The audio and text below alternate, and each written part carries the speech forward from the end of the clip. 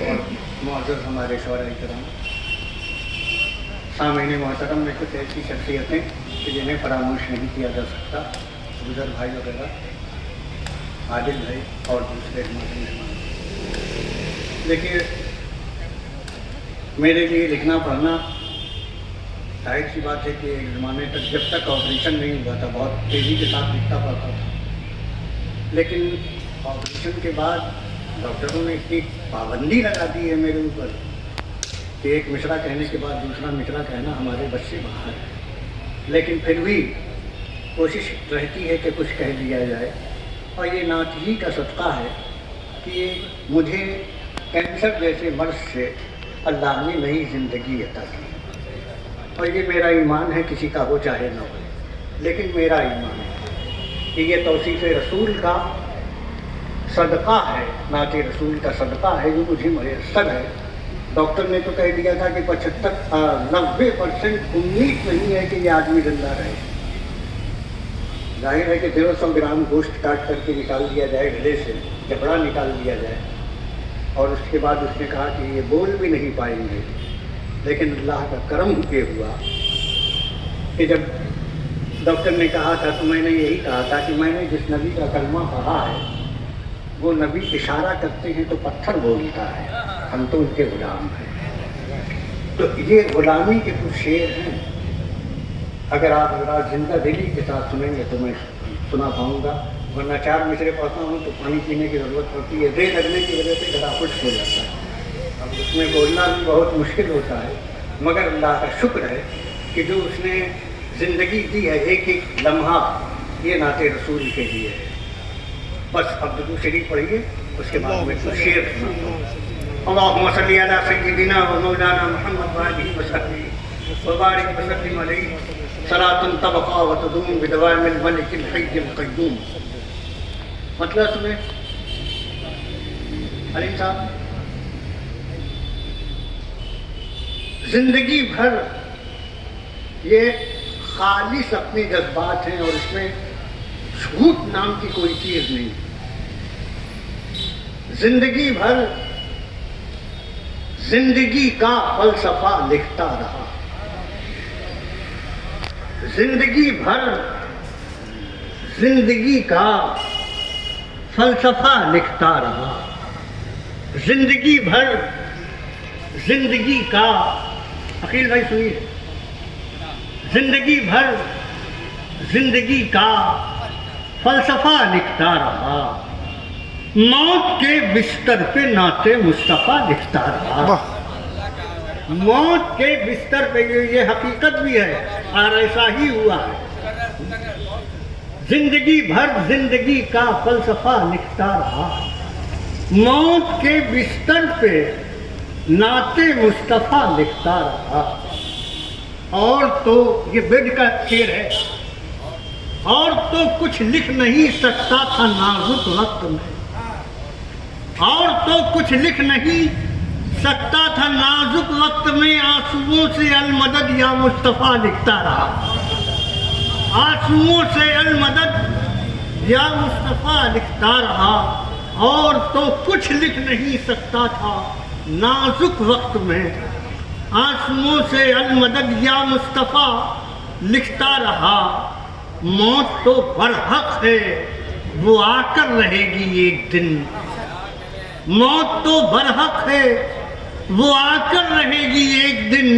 اس سے پہلے دید کی میں التجا لکھتا رہا، اس سے پہلے دید کی میں التجا لکھتا رہا۔ شعر سنیں کہ رحمت للعالمین کو رحم آخر آ گیا،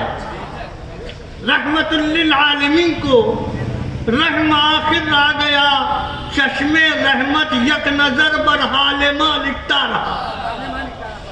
چشم رحمت یک نظر بر حال ما لکھتا رہا۔ یا خدائے مصطفیٰ ہو التجا سب کی قبول، یا خدائے مصطفیٰ، یا خدائے مصطفیٰ یہ التجا ہو التجا سب کی قبول،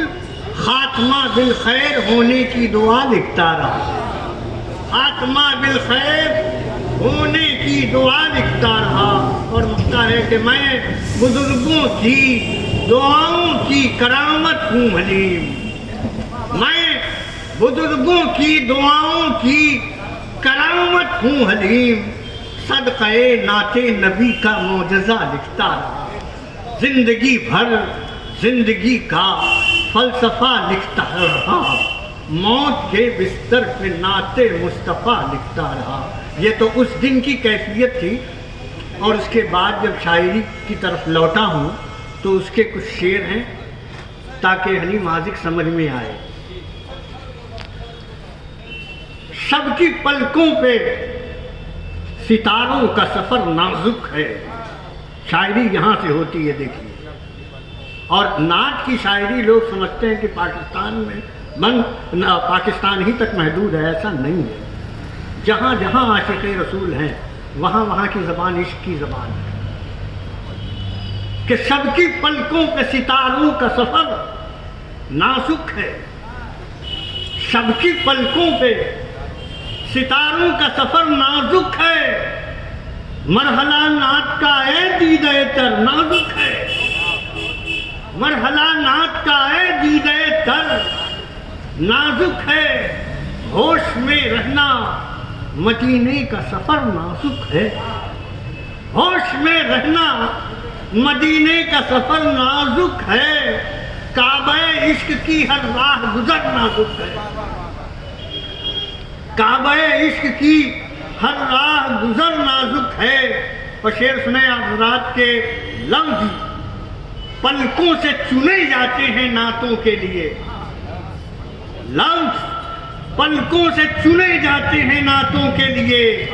کاوش خامہ افکار جگر نازک ہے،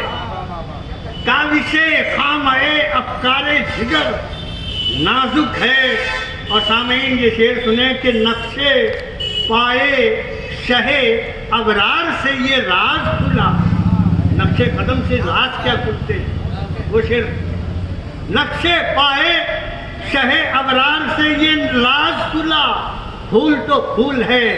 پھول تو پھول ہے، پتھر کا جگر نازک ہے، پھول تو پھول ہے، پتھر کا جگر نازک ہے۔ اور یہ شعر سنیں کہ یہ تو عرفائے مدینہ ہی بتا سکتے ہیں، یہ تو عرفائے مدینہ ہی بتا سکتے ہیں، سنگ در موم ہے یا کاسے سر نازک ہے، سنگ در موم ہے یا کاسے سر نازک ہے، اور مدحت نور سے کھلتے ہیں، مدحت نور سے کھل اٹھتے ہیں فردوسی گلاب، شاخ طوبہ پہ تخیل کا ثمر نازک ہے، پل پہ بچھ جائے گا امت کے لیے محشر میں، پل پہ بچھ جائے گا امت کے لیے محشر میں۔ لوگ کہتے ہیں کہ جبریل کا پر نازک ہے، لوگ کہتے ہیں کہ جبریل کا پر نازک ہے۔ اور مقطع سنیں کہ مرہم عشق رسالت کی تمنا ہے حلیم، مرہم عشق رسالت کی تمنا ہے حلیم، دیجئے خاک شفا زخم جگر نازک ہے، دیجئے خاک شفا زخم جگر نازک ہے، شب کی پلکوں پہ ستاروں کا سفر نازک ہے، مرحلہ نعت کا اے دیدہ تر نازک ہے۔ ان چند ٹوٹے پھوٹے شعروں کے ساتھ اب میں گزارش کر رہا ہوں ملک معروف شاعر جناب حلیم صابر صاحب، دو حلیموں کا یکجا ہونا ٹھیک نہیں ہے، ظاہر ہے کہ لوگ رمضان سمجھ لیں گے۔